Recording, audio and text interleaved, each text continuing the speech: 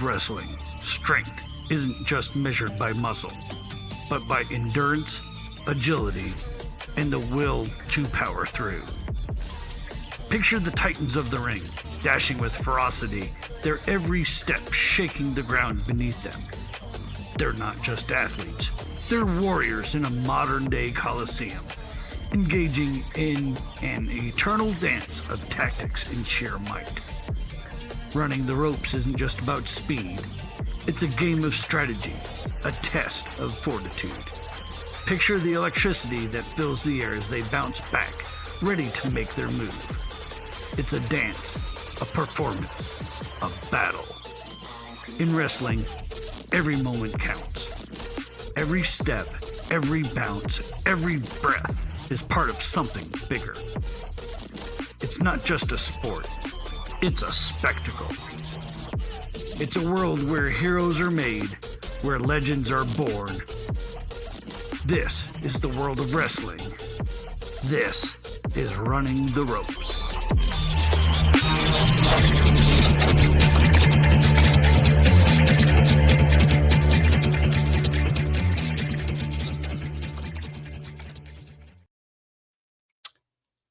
What's up, everybody? It is another wonderful Tuesday evening, afternoon, or I guess wherever you're listening to this or watching this. It is at least afternoon. Hope everyone's having a great day. I'm not quite a fan of the background. I was trying something new there. Got a new logo that I am splattering everywhere. But the camera doesn't seem to like it, but that's all right. We'll make it work. My background's a mess anyway. You guys don't want to see that. So I'll just leave it up the way that it is. And it's all right. Hopefully on the replay, it'll be a lot smoother. Or maybe I'm just being self-conscious. So it is Running the Ropes. It is Tuesday evening. And what a Tuesday it is. Lots of wrestling stuff that's going on as normal. I do have a very special guest. I'm going to let him get into what he does and how he does it, because it's absolutely amazing. If you haven't checked him out yet, go do so after this episode. And I am talking about none other than Mr. Stanley Karr. Hey there. How's it going? Oh, man, I'm telling you, fun and fantastic. I am excited about this. As I was telling you off the air, that I've really grown to love your podcast. I love what it represents, but we'll get to that here in just a little bit. So how are you today? Man, I'm just doing great. Can't complain Awesome. whatsoever. How about yourself? You know what? I got off work a little early today. My kid's like, Dad, you want to go to the pool? And I'm like, you know what? I've had a hard day. Let's just go to the pool. I went to the pool for about an hour and just soaked up that last hour of good sunshine that we get here in New Mexico. Wasn't too hot. So, yeah, man, I'm telling you, it was a good time. Good time. Good. But man, where to start? I guess at the beginning, like we do with just about everybody here.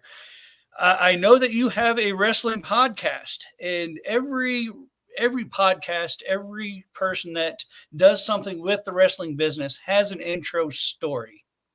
So how did you first get involved with wrestling? Were you little? Did you come into it late? What's the story there? So I was about maybe 4, maybe 5 years old one night. I believe it was a Monday night. It was a Monday night. And my dad was watching Raw's War, WWE, and The Rock was on. And I just saw this big jacked up guy with the sunglasses and the shirt and everything. And I just asked my father, I said, "What are you watching?" He goes, "I'm watching wrestling." I'm like, wrestling? Wow, what's this? So I see The Rock on, and just this larger than life character. And just from there, I mean, I was hooked right away. I did take a break regretfully for a few years. I don't know why I did. but I'm very fortunate that I was able to catch the Ruthless Aggression era Okay. because I love that period just as much, if not more, than the Attitude Era. I feel Mhm. like it's kind of underrated because you've got the edgy stuff that the Attitude Era was doing with the storylines and the characters, but you also had the wrestling really rise during that time. I'm talking about guys like Kurt Angle, Eddie Mhm. Guerrero, Rey Mysterio, um, just unbelievable matches. Edge, really, really good stuff there. You know, you had the Undertaker, Triple H, Shawn Michaels. Start seeing guys like John Cena, Batista, Randy Orton start to get elevated. Um, I miss seeing Brock Lesnar back in his first run. I started Mhm. watching again when I was about 9. And so I started watching some of the old pay-per-views, watching some of the stuff that I missed during the time when I took a break. Mhm. But I started catching myself back up and I was like, wow, you have 2 shows, 2 completely different shows and different stars on each one. So I learned about the brand split and the brand extension and how special that was. Yeah. My first wrestling event I ever went to was a Monday Night Raw event. It wasn't held on a Monday. It was a Raw brand event. It was at the time it was a live event. It was a house show, and I was living in Maryland at the time. So Triple H was there, Chris Jericho, Edge, Batista. I've told the story before to other people, but I remember um, Jonathan Coachman doing this promo, and I think he had called out Stacy Keibler to the ring or something, and they had some kind of back and forth and whatever. Jonathan Coachman said something that wasn't so nice, and she kicked him where you don't want to be kicked. And then I remembered um, they had like an intermission, and I just took off from my parents, just looking at the stands and seeing what was there. And they had this tent. They didn't have like the Titantrons that you see, like the big Mhm. screen. They had like this tent where the wrestlers would come out. Me just being this 9-year-old, just wanting to know what was inside that tent or who was inside that tent. I just went in. In the middle, I see Stacy. To my right is Victoria, and then to my left is Kane. And Kane's like this real big, like this face. And I'm like, "Hi, Kane," and my dad just yanks my shirt. And I still remember that clear to this day. It was just hilarious. So I've been to several WWE events, wrestling events since. I've attended WrestleMania twice. I went to SummerSlam when it came to Nashville, which is where I currently am living right now. And I just really feel proud of being a fan and proud of what we're doing with Wrestling with Heart and wanting to grow it. That's awesome. That's awesome. So you did say that you've gone back and watched a few things that you missed. Have you gone back to watch some of the I guess, Attitude Era stuff? Some of the stuff maybe from the '80s or early '90s. Yeah, I've seen some stuff from the 80s and 90s. I remember watching SummerSlam with Bret Hart and the British Bulldog, that main eventing the show in London. That was a really good match. Very emotional at the end too. But being from Tennessee, I have really studied up on the territories. Hmm. And I was really good friends with somebody who has since passed away, but there was a guy by the name of Len Rossi who was a legend in the Tennessee territory, the Nashville and Memphis area, as Hmm. well as the Birmingham, Alabama area. And we were good friends. He ran this health food store, and I talked with him about his time in the ring, and I actually got to interview his grandson on my show about him and what he did for the community. And it was probably one of my favorite episodes to record. It was very emotional and inspiring, and I felt like we did a good job paying tribute to him. Awesome.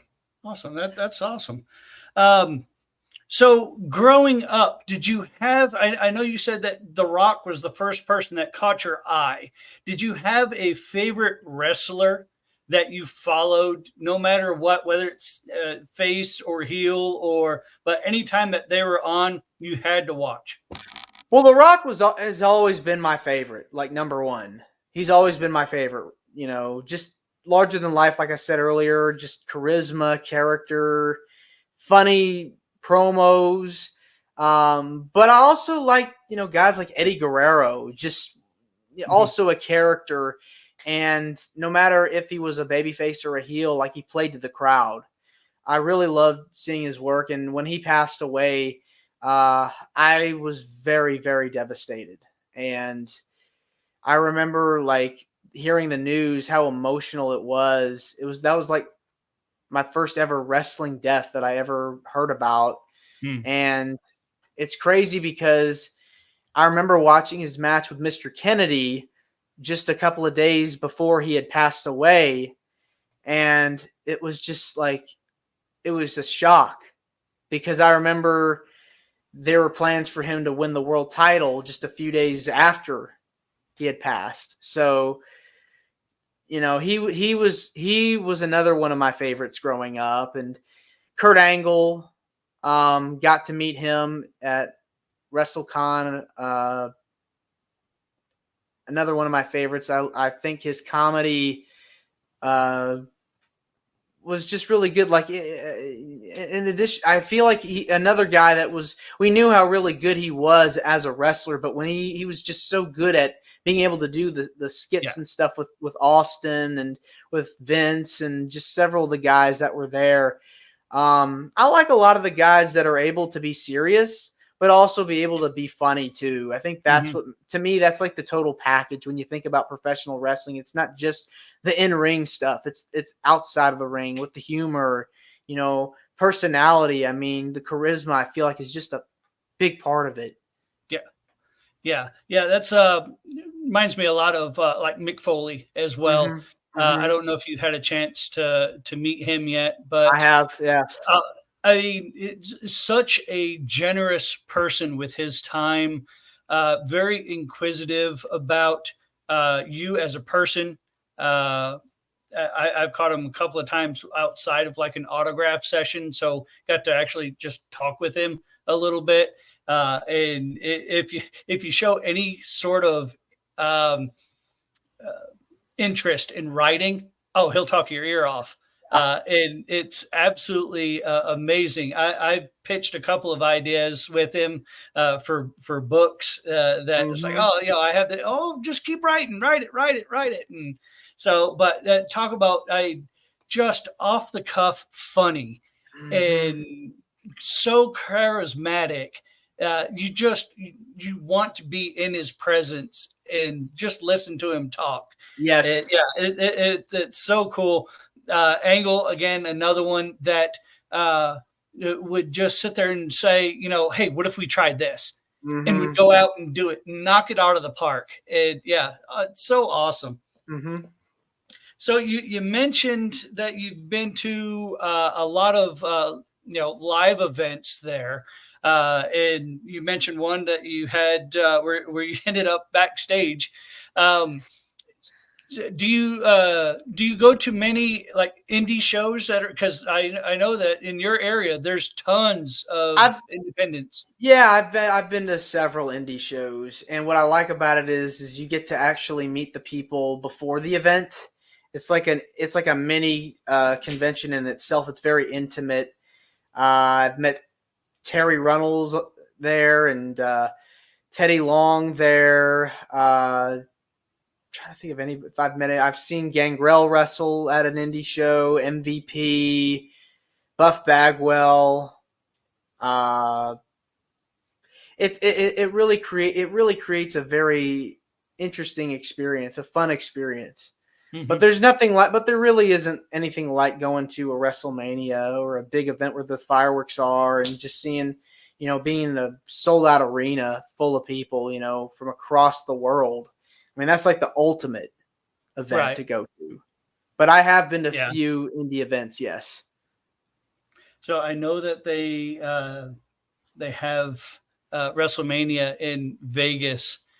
I don't know. Are you going to try to head west to Vegas to go check that out? I'm thinking about it. It's on my radar. So, I mean, I was at the one earlier this year in Philadelphia, getting to see The Rock wrestle with Roman Reigns. That was a highlight for me. Talking about The Rock. I mean, it was a full circle moment.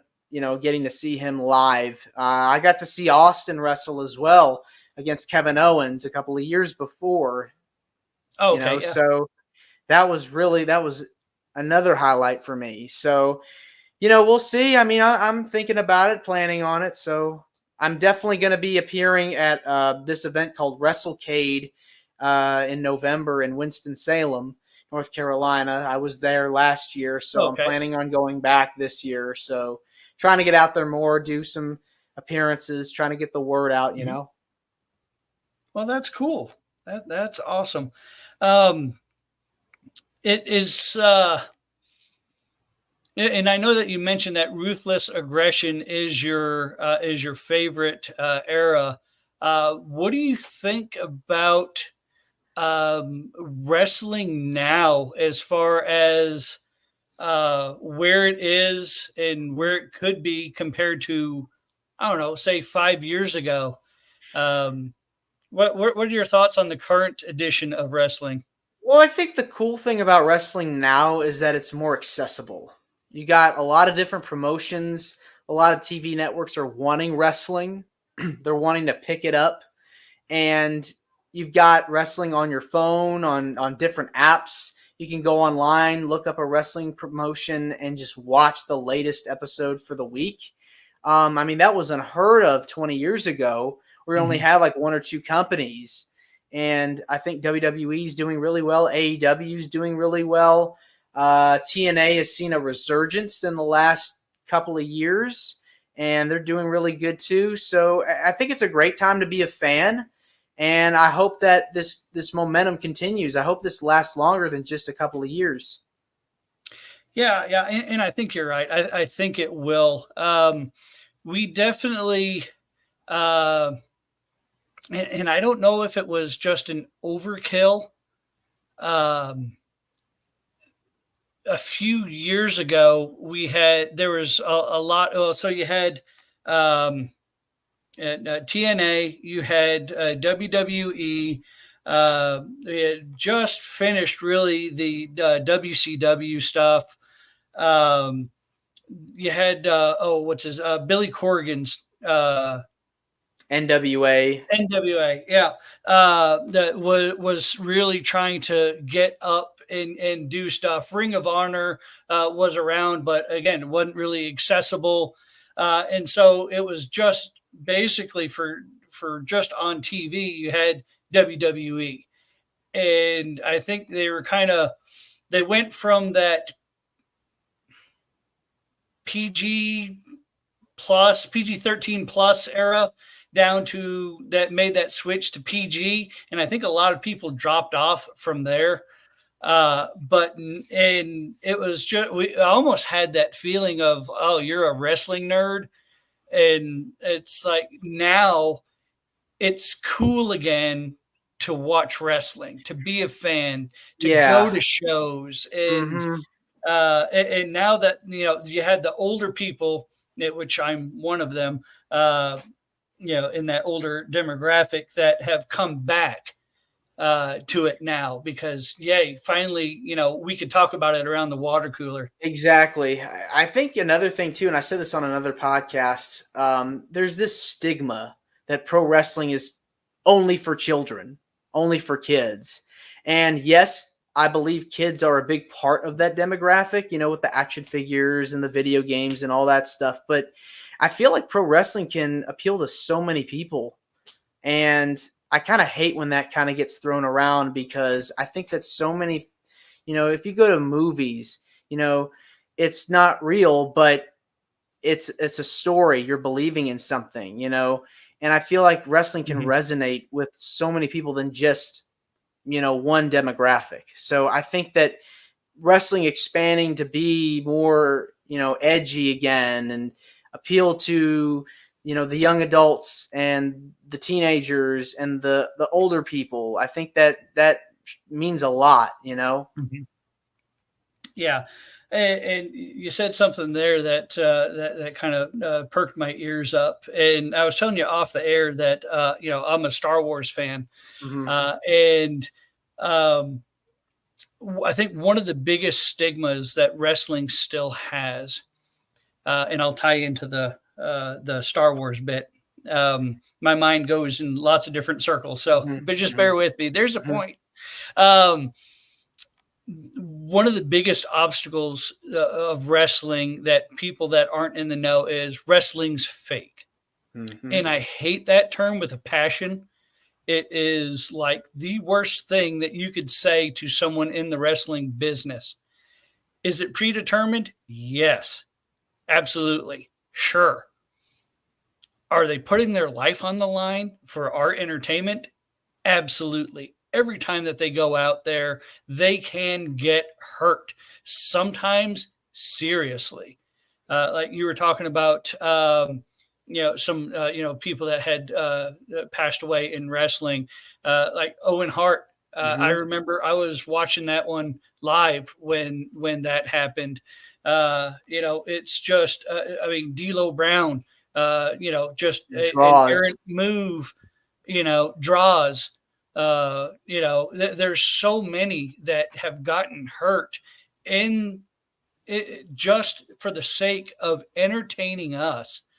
And so, to swing it back around. So when I do the Star Wars stuff, I want to get sucked into something that takes me out of my normal everyday life. And wrestling does that for me. One, I wish I could do it again. I used to do indie wrestling years ago, but my body is frail. I can no longer even probably couldn't even run the ropes now. But it's just it gets me back into that.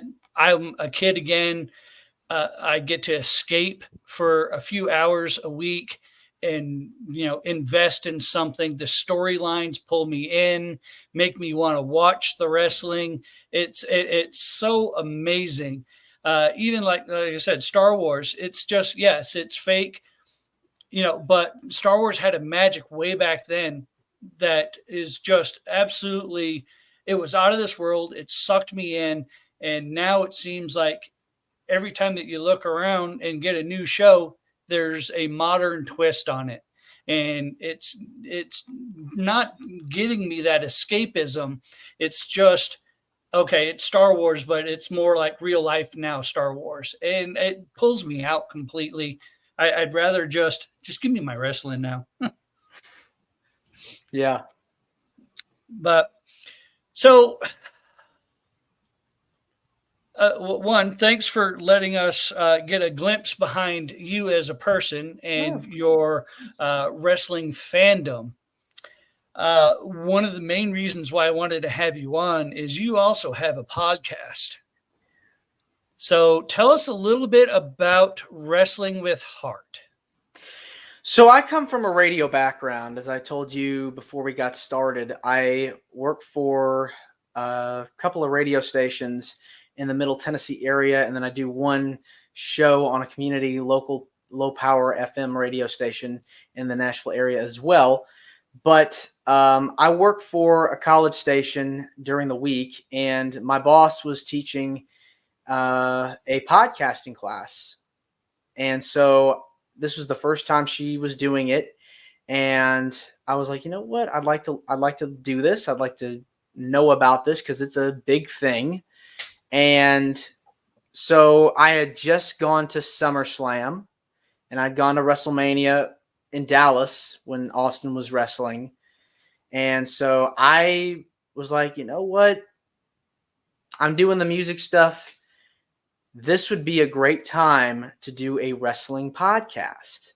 But if I do a wrestling podcast, as you know, there's so many wrestling podcasts out there. It's infinity. So many of these. So if I'm going to do a wrestling podcast, I want to pick something that hasn't been touched on before, hasn't been done before by anybody. And there really wasn't a lot of podcasts. There have been a few, but there really hasn't been a lot of podcasts devoted to charity work, things like giving back to your community service, charity work, volunteering. And I wanted to do something about that, making a difference in someone's life. You always hear about the dark side of the wrestling business, dark side of the ring. So many of these people have died for our entertainment, with drugs and alcohol abuse. But I wanted to touch a light on the positive side. And while we do talk about their careers as wrestlers, talk about the stuff that they've done in the ring, I wanted to touch on the stuff that they've done outside of the ring. And that's what I wanted to do with Wrestling with Heart, and really feel like I'm making a difference for not just for myself, but for the wrestling community, showing the positive side of the business. And when I say positive, I mean the human element, really trying to help somebody else and pay it forward. We talk about charity organizations that these people have worked with, as well as stories that may inspire people. I had one young lady on the show who was training under Funaki and Rikishi, her and her friend. And so midway through her training with Rikishi, she had broken her foot, and she was living in a car and was, didn't have the money to pay for her surgeries up until now. And so she had attended Rikishi school, and once she said that she couldn't do it anymore, Rikishi brought her up into the front of the class and said, "This woman is a professional wrestler." So now she's starting to get back in the ring. She's got her surgeries, and it's an amazing story. So I've got a lot of people like that have come on the show, have talked about stuff that they've done. So yeah, that's awesome. And again, it's unique, and I love that. When I was younger, 18, 19 years old, I had stage 4 Hodgkin's lymphoma. And when I was in the hospital for that, there were so many people that would come in to cheer up, the patients. And I can kind of relate, because I always said that, if one of these days I want to give back the way that people gave back, or, gave their time to me, to there. I guess about the same time I started podcasting, I also got involved. I went up to a Comic-Con, or not a Comic-Con, a comic book event at a store, met an actor who was in the Mandalorian series. Oh, wow. And while I was there, they had the 501st Star Wars costuming group there.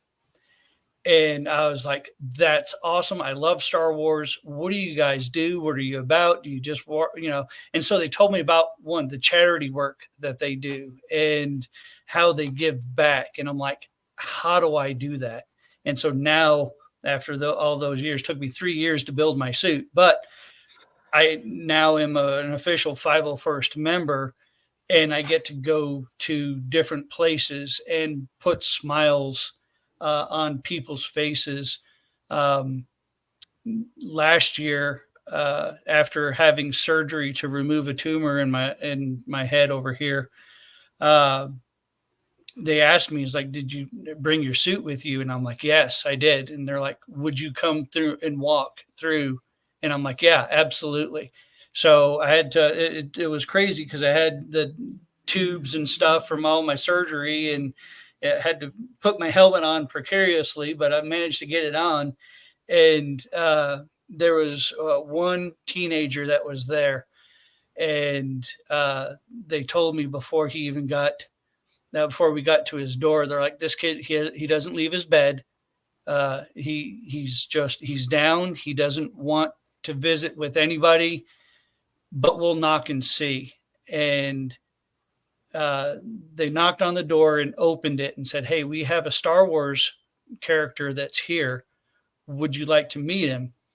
And he jumped up out of his bed and ran to the door and was like, he's like, "Can I give you a hug?" And I'm like, "Well, yeah, sure, please."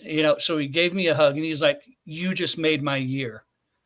And I'm like, got tears streaming down my face. I got this mask on, and, the ability to give back and to have someone, say that to you when it was just nothing. I mean, I was already there at the hospital, already had my treatment, and just was like, yeah, I'll, who cares about the discomfort? I'm going to walk around and make people smile, and to have somebody who wouldn't even get out of their bed for anything run up and do that.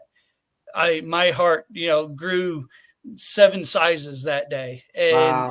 it just makes it worth it. So I know what giving back it can be like, and to have someone like yourself, reach out and try to bring that forward. As you said, there's such a dark side of wrestling as well, to show a light and shine that light on the bright side of things. Absolutely amazing. And hats off to you. Thank you. That's awesome. Thank you very much. So how long have you been doing the podcast now? So going on 2 years. In September, we'll have our 2nd year anniversary. And I just want to grow it. I want this to be more than just a podcast. I actually got it picked up on a radio station in Atlanta, Georgia. We're on WDJY FM 99.1, and we want to grow it to get on more radio stations and become syndicated, as that's kind of been one of my goals in the radio business, is to one day be syndicated. That's awesome. That's cool. So, and you've you've interviewed a lot of wrestlers. Yes. Can you, who are some of your highlights that you've interviewed that just kind of stick in your head? So Al Snow was our first guest. I enjoyed talking with him.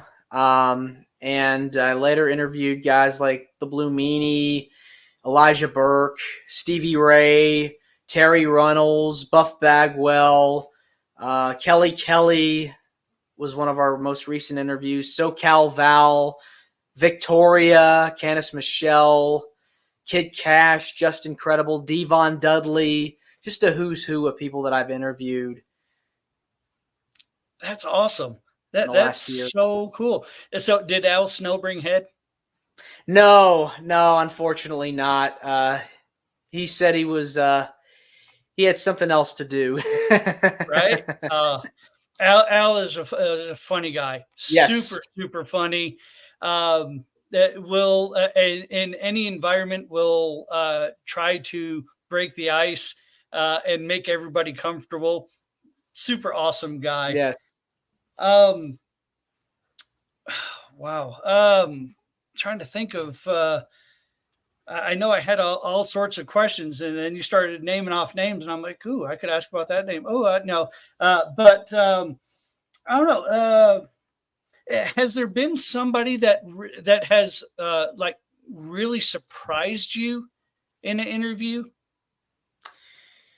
What do you mean by surprised? I guess, not exactly what you thought you were going to get when you sat down to interview. And then all of a sudden it's like this big, revelation of, wow, this is this person and they're doing all of this work and you didn't know, but maybe a fraction of it.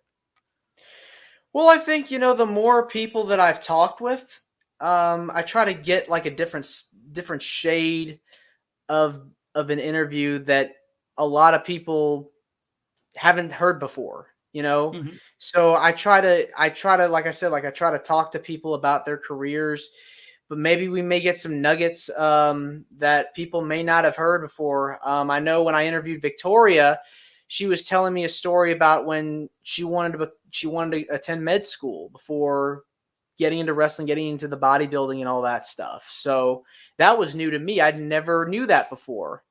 So it just varies. It just depends on the person, and yeah, I mean, I'm in this for the long haul, so any chance I can get with talking with people Mhm. and try to pick their brain, ask them questions that fans would like to know, but also fans may not know of some of these things. So it is interesting. It has its fair share of eye openers. That's cool. Um, so, and I know that you've interviewed some larger name wrestlers. Um, how difficult is it to get wrestlers to open up to you and to say, yeah, okay, I'll do an interview? I mean, the way I contact people for interviews is mainly email and social media. I know a lot of these guys, as you know, are very busy. They wrestle for different companies or they have their own schedule, and some of them even do podcasts themselves. So it's just a matter of reaching out and seeing who's available. And anybody that wants to do it is more than welcome to come on the show. So they've got an open. I don't want to turn anybody away. I look into what everybody's schedule is. If they're interested, feels like this would be a great fit for us, I'm happy to take them on.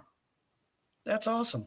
So I know that as a podcaster, when you reach out, sometimes it takes a little while to to get the word Yeah. to them. Yeah. Sometimes you got to go through the PR and Mhm, mhm. and all of that.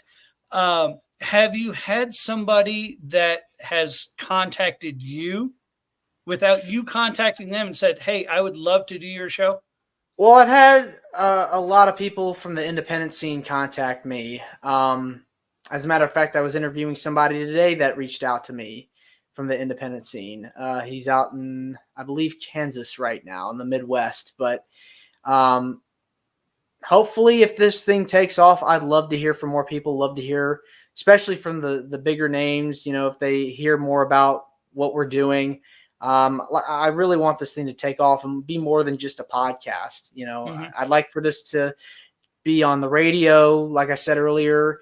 I'd like to write some books of the interviews that I've had on the show. So I'd like to turn my interviews into books. So there's a lot of things I'd like to do with this venture.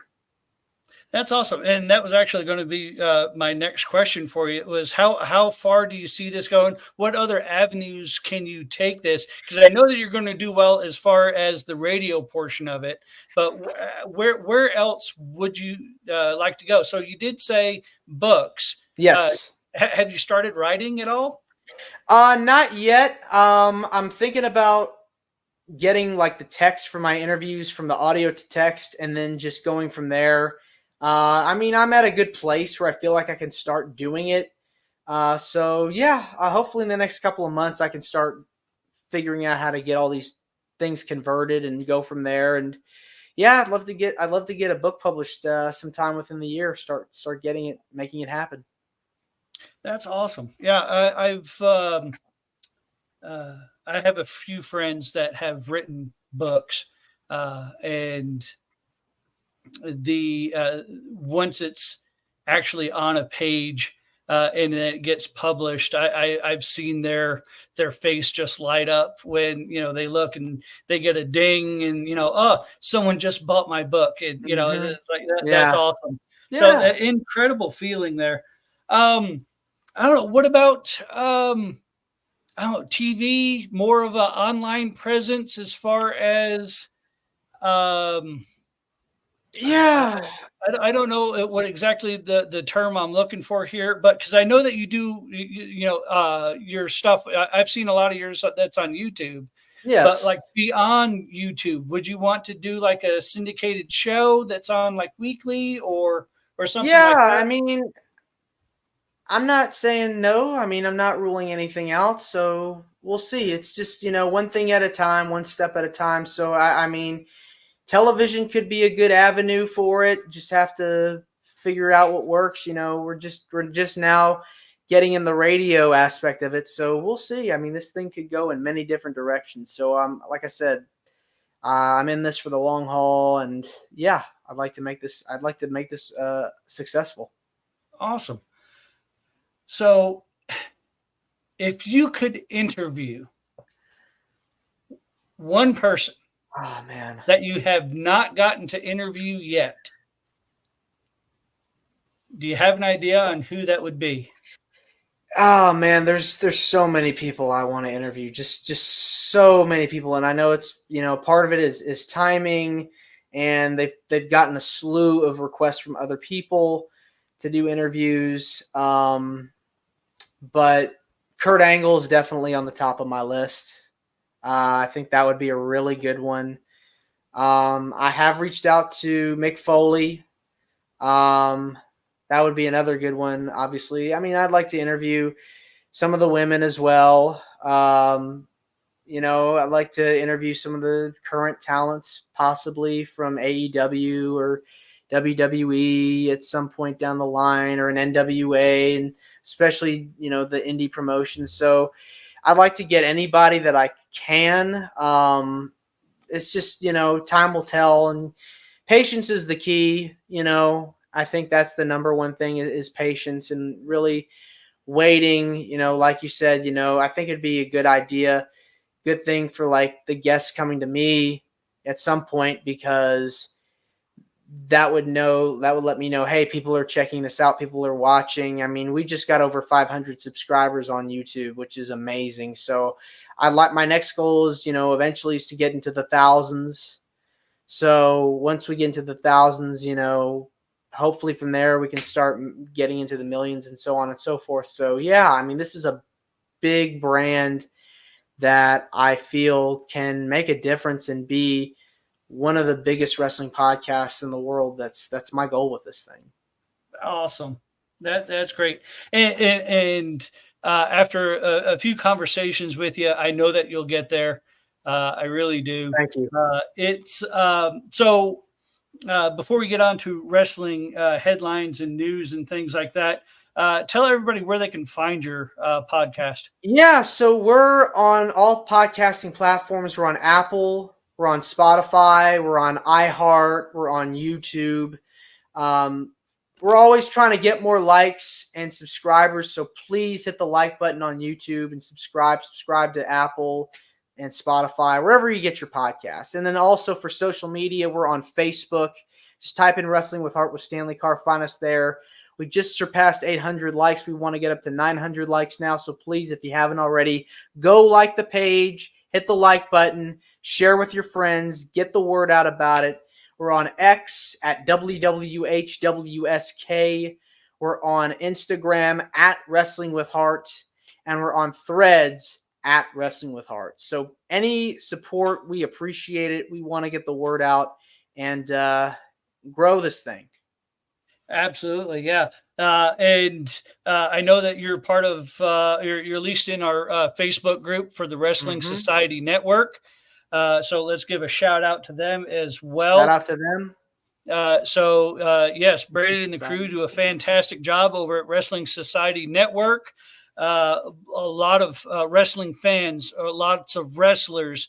It's a great place to go and communicate and reach out, and it's a community, and it's really a great place. So if you guys haven't subscribed to Wrestling Society Network, we have an app on the Fire TV, the Roku TV, Apple TV. We have a website now. There's all sorts of places to go and interact with other fans of wrestling.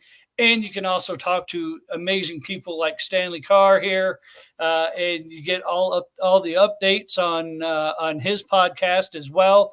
Make sure you like and subscribe for that, and make sure you show the love for Stanley, and we just help him grow and make this dream come true. It is super, super important And I can't stress that enough. So, all right, wrestling news. Everybody that I talk to, I pick their brain on some of the developments that are going on in the wrestling world. One of the biggest being the emergence of the Wyatt Six. I know that I could go on and on about this group, what it represents. But what are your thoughts on the Wyatt Six so far? So I like what I'm seeing so far with the Wyatt Six. Bray Wyatt was another person that I was shocked to hear about his passing. He was very creative, and I feel like we missed out on a lot of good things as far as his trajectory. I think it's a shame. We could have seen him become a multi-time champion. Have more storylines. Gone way too soon, but I like what I'm seeing so far. I just want to see it progress a little faster.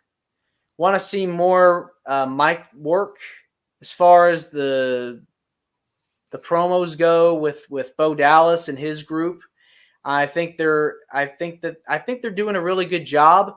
They're starting to interact more with the rest of the roster.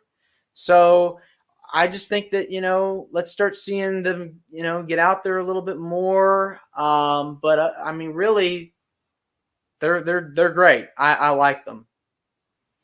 Yeah, I especially after, and I don't know if you watched Raw last night or not. Yeah, I did. So you start off, you have your vignettes, you have your promos, you start to see them more. You have the mysterious. Psychologist with the interview and all the clues and rabbit trails you go down. Then you get the big reveal backstage, and then you get them down the entry, on the main ramp. Then you get them in the ring, and then finally last night we actually see a move. So I think they're progressing. Yeah, I'm kind of glad we're getting a slow burn for this one. But the end all is going to be the wrestling part of this. Yes. If they can nail the wrestling, they already have the promo work down. Yes, I'd love to see more verbalization on Bo's part. I think we'll get that eventually. But I like what they're doing. We got to see Rowan, which was a heartbreaker interview. Nikki Cross yesterday was perplexing. I don't know what that was, but I was like, okay, we got no new information, but she screamed. All right. I'd like to see the other people, come together. And I guess at SummerSlam, we might get a full-on match. I really don't know exactly how that's going to work yet, but it should be interesting. Yeah, I think so too. To hear the full Wyatt theme again would be really nice as well, because we're hearing the piano right now. So yes, nice. Yeah. So we have SummerSlam coming up. And as of right now, we have, let's see, 1, 2, 3, 4, 5, 6, 7 matches.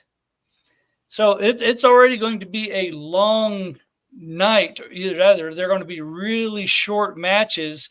Is there, and let's see, just to give it a quick rundown, we got CM Punk versus Drew with Seth Rollins as the guest referee, Sammy versus Braun Breaker, Logan Paul versus LA Knight, Bailey versus Nia Jax, Damian Priest versus Gunther, Liv Morgan versus Rhea Ripley, and Cody Rhodes versus Solo Sikoa.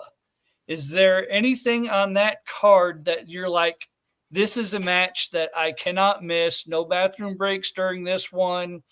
Is there something that just is like, this is it? What do you got to watch? Well, I think that the show's going to be a loaded night, a loaded card. But the one match I'm looking forward to seeing the most is probably Punk versus McIntyre. I think that's a feud that a lot of fans have been waiting for. So I'm looking forward to seeing what happens here. This is Punk's first big singles match since coming back last year. So I'm hoping this leads into something more for both guys. So we'll see. That's probably the one I'm looking forward to the most. Do you have a prediction? You know, it's hard for me because on the one hand, Punk just came back. You don't want to give him a loss just yet because he hasn't competed on a televised event since coming back. But on the other hand, Drew McIntyre has lost so many matches. I mean, he re-signed a new contract, and I don't think he should lose any matches. So I don't know what you really do.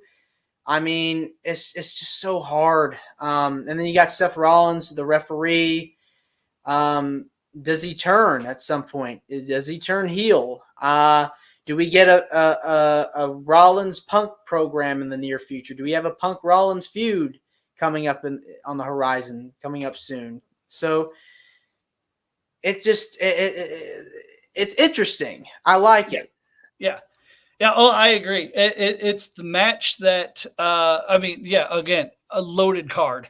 Mm-hmm. It really is. I mean, I might have to wear Depends or something just because I'm not going to want to get up and, maybe when Jelly Roll gets up and sings, it's, and I love Jelly Roll, but I've heard the song already on the radio, I believe. So that's all right. It's not the wrestling part.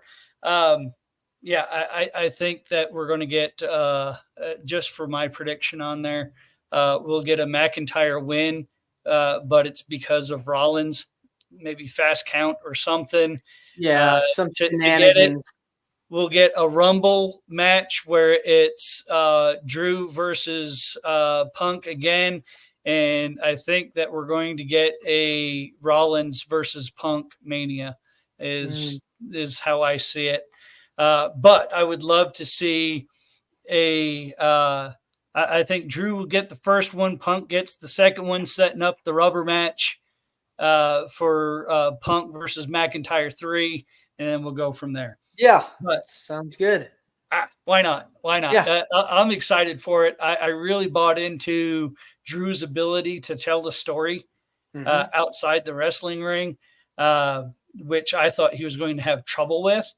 But Angry Drew is the best Drew. I love it. I mean, the Money in the Bank was just hilarious seeing the cash-in failed and Drew just going ballistic. I mean... Oh, yeah. Yeah. Yeah. Mommy versus Liv. What do you think? Oh man. So I'm gonna say Liv retains because I kind of want to see Rhea chase the belt a little bit more. She just came back from injury, so I feel like Survivor Series would be a good place to have Liv drop it. Because I think Liv deserves a good title reign. Have her defend the title a couple of times against maybe Zelina Vega or who's another babyface on Lyra. Lyra's the other one. So I think you have her defend the title a little bit, give that run some meaning, because I think she definitely deserves a true title run. So I would say Survivor Series would be a good place for Rhea to get the title back. There you go. I like it. I also have Liv winning this one, but I believe we're going to get a turn from Dominic Mysterio. Cost Rhea the match. And, I don't know. I just have this. He's really throwing that Eddie Guerrero vibe on. And for him to have all that with Liv and then get back with Rhea, and then I think we're going to get that turn and get that kind of, it's just really, I don't know, it just exudes that Eddie Guerrero-ness. Yeah, Yeah, lie, we'll have cheat, to and see. steal. Oh yeah. He'll do whatever it takes to make sure that he is on top. Hmm. Yeah. All right. So the next one that I want to talk about, we're going to switch companies here, and that is AEW. And AEW just recently had started leaking out, I guess, that they're getting their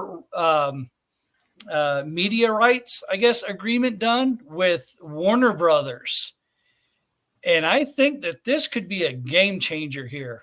Yeah, I agree. I think with WWE going to Netflix with Raw, I think AEW kind of countering having one of their shows air on a streaming site. I mean, that's a win-win because I think it grows their following, and also, I mean, I don't see professional wrestling ever leaving traditional television. I want to put that out there right now. I think you'll still have a presence on cable television and network television, but I do think AEW going to a Max and then having Rampage or Dynamite on television, I think that's a good move because I think you want to grow that audience. And AEW's gotten a lot of talents as of late. So you want to have a following that's going to be a big following and a strong following, just as strong as WWE's. So I think that's a good move. Yeah, I agree. I was so excited the other day when I got an alert on my Max app that AEW was now available, and I'm like, "What?" So I opened it up, and there was it Dynamite, and uh, there was another show that was on there. The Collision or Rampage, one of No, it those. was an older one, an archive Oh, uh, one. I can't remember what the name of it was, but it was on there briefly. And then I was started seeing texts in our group chat for Downtime in the Ring. We started talking about, oh hey, AEW is going to be on Max. And I'm like, oh, I just saw it, and I went back and it was gone. So I'm like, oh, all right. So and I guess they're starting internationally first, and then we'll bring it over stateside. So yeah, I'm excited about it. I really enjoy that Tony Khan or Sid Khan or whoever is actually the money holder in there is trying to reach out and stay competitive with it. And I agree. I think that we will get terrestrial wrestling on non streaming services, but it's cool that we're going to get it at least get a program or two on Netflix and HBO. Um, Another thing that I saw is Jeff Jarrett kind of opens up his mouth a little bit and had brought up the idea that if they wanted to, they could easily bring back WCW and put it on like Netflix and it would succeed. What are your thoughts on that? I don't know how they could do that. I mean, the time to have done a WCW brand would have been in 2001 when WWE bought them. I Yeah. mean, one, I don't know who you have all these people when you think of WCW that have retired or no longer with us. They've been dead, for so many years. So I don't know how you could really bring that back. I mean, you saw with ECW, they brought that back for a few years, but I don't see how you could really recreate WCW. I don't think you could really do that now. I think that it's just the time to do it would have been in 2001, 2002 when you had all the talent at your disposal. But now it's like, I don't know how it would work. I think it'd be too late at this point. Yeah, and that's what I was thinking too. I think that they missed the opportunity. And then the more I thought about it, is it depends on, I guess, who owns the rights. to WCW? I know McMahon bought it, but does he still own the rights to it? If it's lapsed, Jeff Jarrett, I guess, could, or he could possibly buy the rights from whoever owns WWE now, Endeavor, and maybe say, hey, you know what? I'm going to start my own wrestling company. I want to buy the rights to WCW name, and then he starts a whole new company. Maybe. I don't know. Yeah, I don't know. it's such a wild card, and it was Yeah. completely. It seemed like, during the interview, it seemed like it was completely out of the blue that Yeah. it was brought up. I'm like, where in the world of left field did this come from? Yeah. So I don't know. It's definitely interesting thoughts. I know that there's a lot of wrestling companies that are out there right now that are trying to get up to the big leagues. And I don't know if we can throw another one in the mix and without it getting lost. Yeah, I just think that, there's so much content out there now. It's unbelievable. But I think that's a good thing. Competition breeds success. And I think the more companies that are out there, the better wrestling will be. So I'm happy about that. Yeah, yeah. So the last wrestling news that I picked your brain about is an AEW match that happened here in the recent past. I don't remember how many days ago it was, fairly recent. But we had a match between MJF, Maxwell Jacob Friedman, and Will Ospreay. Did you catch that match? I did see it, and it was really good. I mean, they went for about, an hour or so for the... It was 59 minutes and 58 seconds. Yeah, about an hour for the championship. So the international championship. So I think that it was a close call, right? Didn't MJF win? Didn't he pick up the diamond ring? Yeah. Yeah. So I think that